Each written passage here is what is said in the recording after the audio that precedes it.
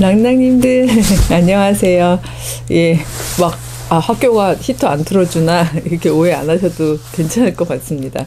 제가 늘 연구실 오면 제일 처음에 하는 일이라서 아직 따뜻해지기 전에 이제 찍어서 그런 거고요.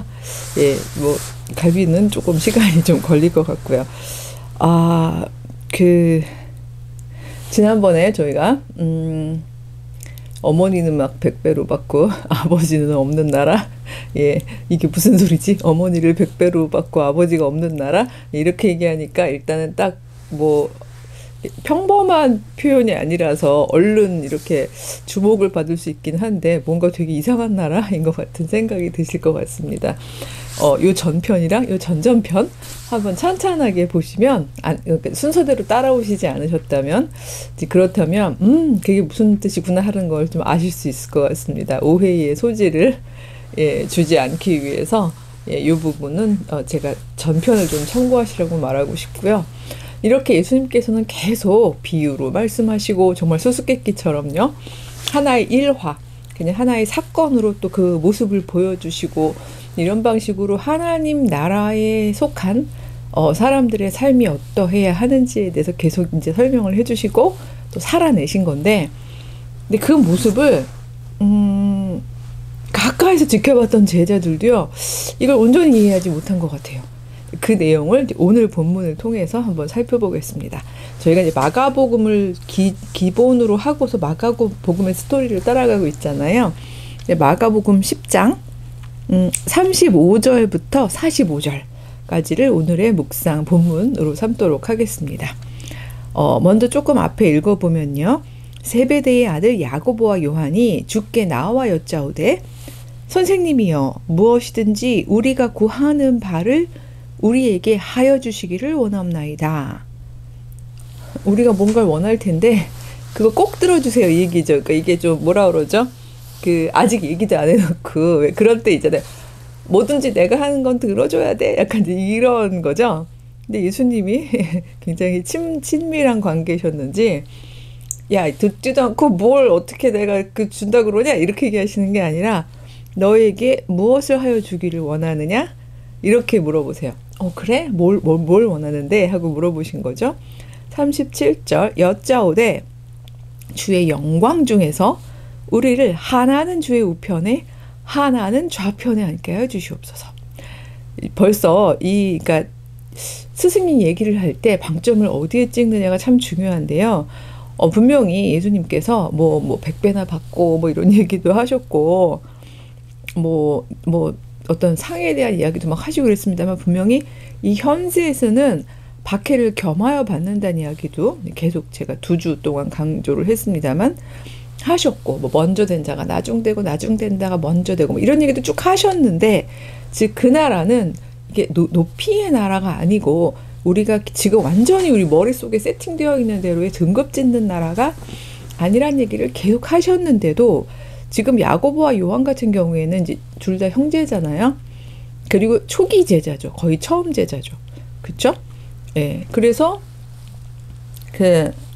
뭐죠? 그물 뭐 아버지 뭐 사실은 거기 같이 일하던 사람들 다 던져놓고 예수님을 쫓았던 그랬던 제자들이었는데 그렇게 예수님을 가까이에서 진짜 밀착 추종하면서 예수님의 말씀을 들었던 제자들인데도 불구하고 이런 걸 이제 원하다니요. 그쵸?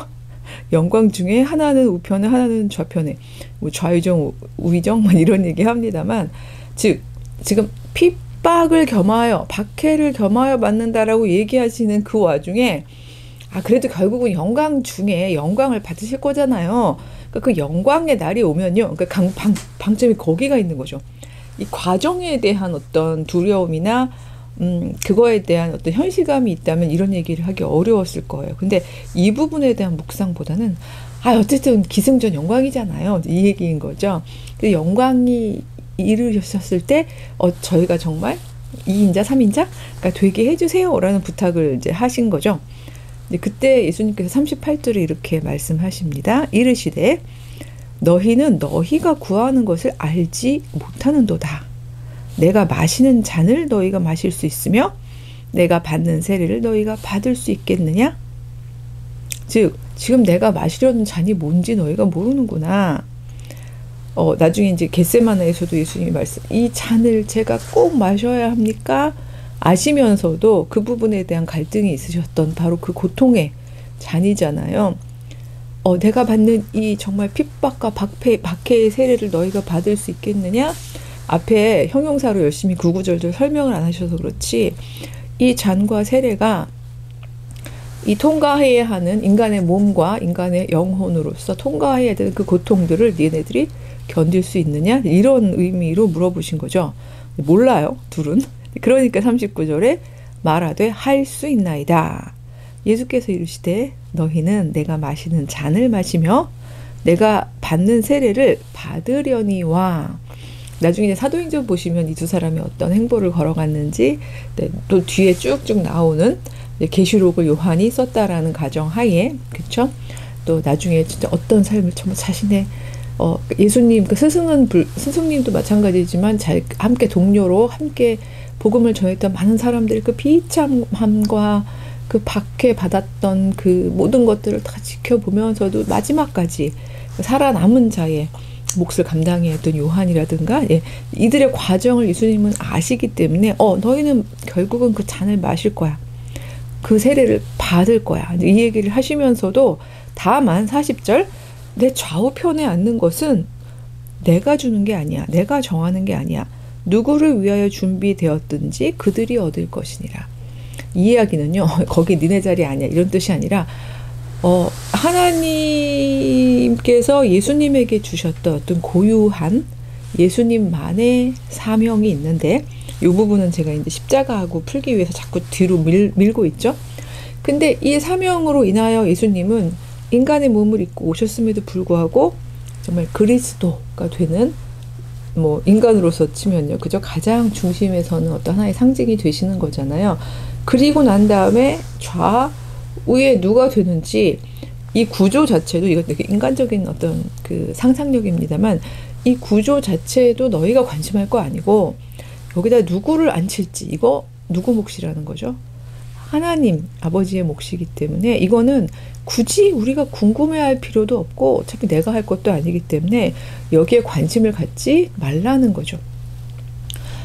굉장히 이제 이걸 인간적인 상황에서 이야기하자면 왜 그런 거 있잖아요. 1등이 목표인 사람과 공부가 재밌는 사람.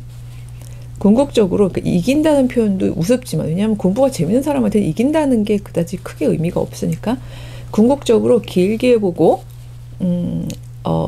하나의 어떤 글쎄 성과도요. 단발 성과가 아니라 굉장히 장기적 성과로 볼 때 누가 이길까요? 이런 이야기인 거죠.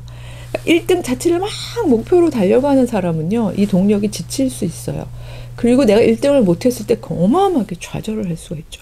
하지만 공부 자체가 재밌어서 그걸 막 즐기면서 하는 사람은요. 당장은 1등을 못할 수도 있어요. 그쵸? 굉장히 아주 기술적으로 정답만 찾아가는 걸 훈련한 사람에 비해서 성과가 못 나올 수 있죠. 당연히.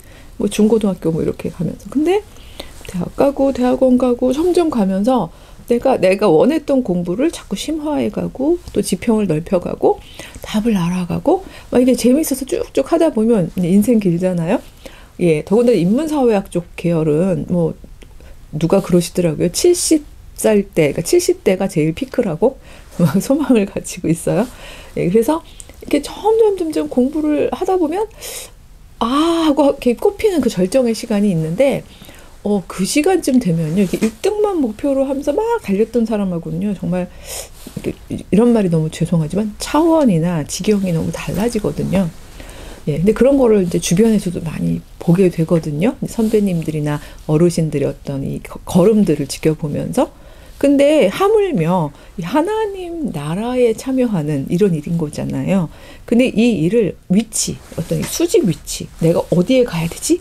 이런 수직 위치로만 놓고서 이거를 계속 평가하려는 그 시선에 있는 제자들에게 안타까우면서 말씀하시는 거죠. 그래 결국은 너희가 내 잔을 마시고 내가 받는 세례를 받아가면서 이게 무슨 이게 무슨 의미였는지, 하나님 나라의 통치 질서가 어떤 것인지를 결국 너희들이 깨닫긴 깨달을 거야. 하지만 지금은 모르는구나. 이 말씀을 하시는 거죠. 그러니까 니네가 그런 질문을 하는데 솔직히 누가 앉을지 나도 모르지만 너희도 관심 가질 일이 아니야. 이제 그 얘기를 하시면서 41절입니다. 그 얘기를 들었더니 이제 그런 대화를 하는 거 열 제자가 들었죠. 야고보와 요한에 대하여 화를 내거늘, 설상가상이죠. 이 말을 듣고 지혜로운 자다였으면 하나님 나라는 높이의 나라가 아니구나. 수직 위계의 나라가 아니구나. 누가 더 잘 나가는지, 누가 더 높은지, 누가 더 권세 있는 자인지 그런 걸 평가하는 나라가 아니구나. 수평축의 나라구나. 마주보는 나라구나. 함께 손잡는 나라구나. 이런 생각을 이제 옆에서 들으면서 하면은 너무 좋았을 텐데, 여기 열 제자들이 다 화를 낸 거 보면 베드로도 포함되는 거죠. 그러니까 지금 12제자가 몽땅 제대로 이해를 못하고 있는 상황이에요. 예, 그러면서 야고보 요한 치사하게 니들이 좌우, 즉 2등 3등 자리를 노려? 우리는 뭐야? 우리 다 같이 함께 고생했고 함께 스승님의 제자들인데 니네가 뭐라고 2등 3등을 하겠다고 해? 하고 막 와구와구 다투는 상황이죠. 예수님도 참 이렇게 답답하셨을 것 같아요. 점점 예수님의 이 땅에서의 시간은 이제 얼마 안 남았는데 함께 하면서 열심히 가르치고 비유도 막 풀어주시잖아요. 막 제자들한테는 막 풀어도 주시고 사건으로 보여주시고 하고서 데려다녔는데 근데 난감한 거죠. 어떡하면 좋아 얘네들. 마침 이런 상황이에요. 근데 그들에게도 화를 내지 않으시고 기다리시고 기대하시는 마음으로 이렇게 말씀하십니다. 예수께서 불러다가 이르시되. 그러니까 저는 이런 것도 상상력을 하면 되게 불러다가 야 싸우지 말고 이리 와 하면서 부르시는 건데 어떻게 부르셨을까? 이런 것도 좀 상상해보면 재밌어요. 야 스탑 이리 와 이렇게는 안 하셨을 것 같아요. 그냥 짠한 마음으로 보시다가 얘들아 이리 와라 라고 이제 하면서 앉혀놓고 얘기하시는 거죠. 이방인의 집권자들이 그들을 임의로 주관하고 그 고관들이 그들에게 권세를 부리는 줄을 너희가 알거니와 이 얘기죠. 하나님 모르는 사람들, 저기 이방인이라고 얘기를 했습니다만 사실은 집권자, 고관들 이런 이야기가 바로 이 소위 말해서 세상 사람들이 만들어 놓은 제도에서는 높은 관리, 그러니까 높은 상급자가 그렇죠? 예, 그 다음에 어떤 의사결정권자들이 이렇게 다 위에 있잖아요. 그들이 정하고 주관하고 하는 것을 우리가 너무 익숙하게 그 세계에서 살다 보니까 하나님 나라도 그런 줄 아는구나. 이런 이야기를 하는 거죠. 그러나 43절입니다. 너희 중에는 그렇지 않을지니. 즉 이방인들이 사는 방식으로 살지 말라는 얘기죠. 이 얘기를 이방인과 유대인 이런 식으로 혈연적인 어떤 민족 계보학 쪽으로 이해하게 되면 이건 또다시 초점을 빗나가는 것 같습니다. 여기서 너희 중에는 이라는 이야기는 하나님을 알고 하나님 나라에 참여하려는 사람들에게 있어서는 이렇게 저는 풀어야 된다고 생각하는데, 누구든지 크고자 하는 자는 너희를 섬기는 자가 되고 으뜸이 되고자 하는 자는 모든 사람의 종이 되어야 한다. 이렇게 되어 있죠. 예. 그렇다고 궁극적으로 기승전 크려면 섬기고 으뜸이 되려면 종이 되고, 이게 참 어려워요. 아무리 설명을 해도 이 제도라는 것은요, 이 인간의 상상력을 자꾸 제한을 하게 되는 것 같습니다. 늘 성과, 등수 이런 걸로만 수직유계로 생각했던 사람들한테는요, 예수님이 이렇게 설명은 어쩔 수가 없으니 이렇게 설명하시는 거죠. 그렇게 설명을 해도 결국은 내가 섬기는 자가 되고 종이 되는 모습으로, 왜냐하면 모든 사람들이 다 이 하나님 나라의 질서를 1, 2, 3 땡 하고서 모두가 다 함께 마주보는 선택을 하는 건 아니니까요. 내가 섬기고 종이 되다 보면 호구가 되고, 그쵸? 예, 이렇게 말하자면 좀 악용 당할 수도 있고, 그쵸? 그런 일들이 벌어질 수도 있는데, 그런 가운데에서, 그러니까 말하자면 이게요, 그러니까 어떤 제도적으로 넌 종이 되라 이런 뜻이 아닌 거죠. 넉넉함으로. 그리고 내가 하나님 안에서 하나님의 형상을 닮은 굉장히 존중받아야 하는 한 개인이라는 이 자존감이 있는 사람들에 대한 이야기인 거죠. 근데 그런 상황에서 이 하나님 나라의 질서를 위해서 내가 기꺼이 섬기고 낮아지는, 바로 이런 자세를 보여주는, 바로 그런 사람이 하나님 나라에서는 큰 사람이고 으뜸이 되는 사람이다. 역시 크고 으뜸을 자꾸 세상에 이방인적인 어떤 구조로 두지 말자는 거죠. 즉 2등, 3등, 뭐 4등, 5등 이런 거 자체는 이미 하나님 나라에서는 중요한 개념이 아니라는 거예요. 이거를 예수님도 강조하시고 또 강조하시는데 제자들도 못 들었는데, 요즘같이 저희 완전히 막 그 신자유주의적인 경쟁 구도가 아주 피크에 있는 시절이잖아요. 그러니까 저도 어쩌다 보니 이렇게 늦게, 아주 늦게, 이제 학교 안에 이제 어떻게 말하자면 전임으로 들어와 있고, 평가제도가 이게 제가 제 나이가 몇 살인데 21학번이에요. 그러니까 이 학교 안에, 이제 소위 공채를 통해서, 그 과정을 밟아서 들어오는, 저 2021년도에 학부 성적표 띄었잖아요. 그거 얼마나 황당하던지.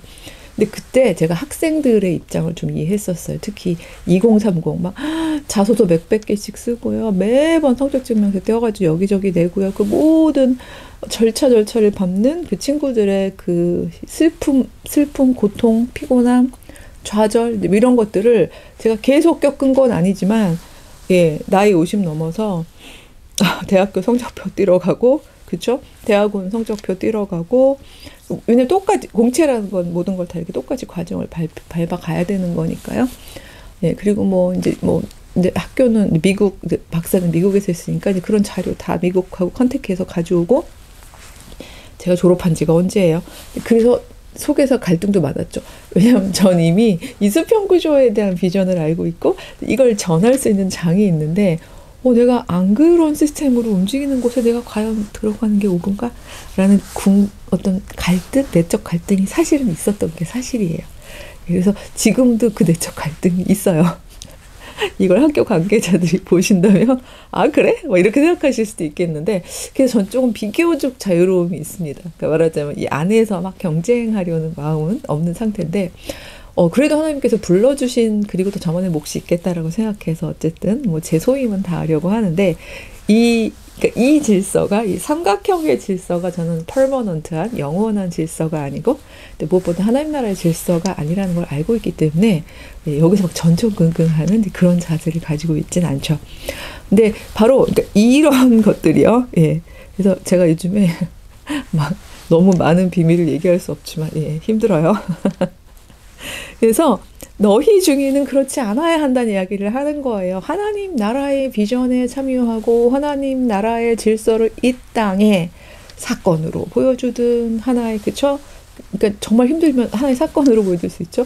아니면 임시적 공동체로 보여주든 어떤 방식으로든지 그걸 보여주면서 살아가는 너희들의 삶 속에서는 서열짓기, 등급짓기, 업적평가 막 이런 방식으로 사람을 수직이계로 나누고 그걸로 누군가를 쪼고, 하나님이 만들어 놓으신 어떤 아주 생생한 생명체를 막 이렇게 쪼그라들게 만들고 이런 방식의 수직 위계적인 일을 하지 말라는 거죠. 그거 이방인의 집권자들이 그러는 거잖아. 고관들이 그렇게 부리는 권세잖아. 이 얘기인 거죠. 그거 너희는 하나님 나라에서도 그럴 거라고 상상을 하니? 그 위치가 중요한 게 아니야. 지금 이 얘기를 하고 계시는 거죠. 근데 아마 제 생각에는 이런 얘기를 예수님이 열심히 하고 계실 때에도 모든 제자들은요, 40절의 내용에 갇혀 있었을 것 같아요. 즉, 내 좌우편에 앉는 것은 내가 주는 것이 아니고 누구를 위해 준비되었든지 그들이 얻을 것이라는 얘기. 그래, 그들이 얻을 거라고 누구를 위해서 준비되었든지 누굴까? 말하자면 그죠? 이 12 중에 있을까? 이런 생각을 하고 있었을 것 같아요. 그랬으니까 십자가 사건 때 그 사달이 났겠죠. 그러니까 이게 인간이에요, 사실은. 그래서 정말 진심을 다해서 설명해 주시고 계신데도 여전히, 그쵸? 누구지? 누굴까? 누가 앉을까? 이렇게 생각하는 그런 모습 속에서 45절로 엔딩을 해주시는 거죠. 인자가 온 것은, 사람의 아들이 온 것은, 이런 뜻이죠. 제가 계속 말씀드립니다만 예수님께서는 말씀하실 때 이 사람의 아들을 좀 더 보편적인 상황에서 말씀하실 때도 있었고, 그 다음에 어떤 상징적인 의미에서 말씀하실 때도 있고, 그다음에 지금처럼요, 나를 사람의 아들로 정의해 놓고 말씀하실 때도 있다고 말씀을 드렸죠. 즉 인자가 온 것은 섬김을 받으러 함이 아니라 도리어 섬기려 하고 자기 목숨을 많은 사람의 대속물로 주려 함이니라. 이 뒤에를 보니까 여기서의 인자는 예수님의 지금 이제 겪어야 하는 고유한 사건을 얘기하시는 거구나라고 알 수 있죠. 예수님은 이 나라의 질서가 무엇인지를 너무 잘 알고 계시고 그 나라의 질서에서 내가 해야 하는 역할을 너무 잘 알고 계시기 때문에 내가 어떻게 종이 되고 섬기는 자가 되는지의 모습을 그쵸? 많은 이들의 대속물이 됨으로써 이 일을 나는 수행하려고 해 라는 이야기를 45절에 하시는 거죠. 모두가 똘망똘망 잘 알아듣고 있지 않은 상황에서 이 말씀을 하신 예수님의 마음은 어떠셨을까? 이런 생각을 좀 해보게 됩니다. 예, 좀 슬프셨을까? 답답하셨을까? 화가 나셨을까? 이런 생각이 드는데 저기 막 이제는 너무 우리 낭낭이들하고 친하다고 막 콧물도 닦아가면서 하네요. 좀 참고서 엔딩을 해보려고 그랬는데요. 추운 데서 자꾸 콧물이 나는 것 같아요. 비염이. 그래서 거의 엔딩인데 이 45절을 얘기하시는 예수님의 심정을 저희가 좀 헤아려 보면서 만약 우리 낭낭님들이 이미 이 질서를 내 마음 안에 가지고 있고 나는 섬기는 자의 자세로 종의 자세로 나와 가까운 공동체 안에서 이 삶을 살아가고 있는데 같은 그리스도인이면서도 자꾸 이렇게 이 당시에 야고보와 요한과 같은 자세로 이렇게 높낮이를 재는 그런 사람들하고 함께 있으시다면 그래서 고통받고 힘드시다면 그렇다면 오늘 이 말씀의 어떤 구절들을 묵상해 주셨으면 좋겠어요. 그래 아직 이 나라의 질서가 무엇인지를 온전히 깨닫지 못하고 심지어 참여하고 있으면서도 계속해서 높낮이로 재고 있는 이런 제자들을 놓고도 예수님은 윽박지르지 않으시고 그쵸? 야, 너 나가. 너는 아무리 생각해도 소망이 없다. 라고 그런 방식으로 내치지도 않으시고 마지막까지 가르치셨구나. 기다리셨구나. 이런 그 마음을 저희가 가지면서 저희가 두 가지를 실천을 했으면 좋겠습니다. 너무 함부로 쉽게 그 공동체 안에서 어떤 사람에 대해서 그냥 다친 평가? 너 안 되겠구나 라고 하는 부분을 저희가 좀 안 했으면 좋겠고 이렇게 기다리고 기대하는 마음을 좀 가졌으면 좋겠고요. 그리고 우리 역시 계속 종되고 섬기는 자의 모습으로 근데 물론 종되고 섬기는 자의 모습으로 넘어가다가 하나님이 주신 나 자신을 잃어버릴 정도로 되면 그건 곤란하지만 근데 그 얘기는 또 이제 나오다 보면 쭉 계속 할 수 있는 그 모먼트가 있을 것 같아요. 그래서 계속해서 우리가 쭉 위로 했던 그 연습을 이제는 이렇게 옆으로 하는 연습을 계속 해나가는 그러면서 우리의 사고구조가 어느덧 뭐 예수님 좌우편에 누가 왔는지 전혀 관심도 없을 왜냐하면 그게 뭐 우리가 관심이 없다는 게 애정이 없어서가 아니라 그런 어떤 영광에 대한 부분은 오히려 우리의 관심사가 아닐 그런 지경에 이를 만큼 우리의 일상들이 늘 이 수평축에서 수행이 되는 그런 삶을 살았으면 좋겠습니다. 날씨가 갑자기 추워져가지고요. 녹았던 것들이 얼었더라고요. 빙판길 조심하시고요. 다음 주에 뵙겠습니다. 안녕.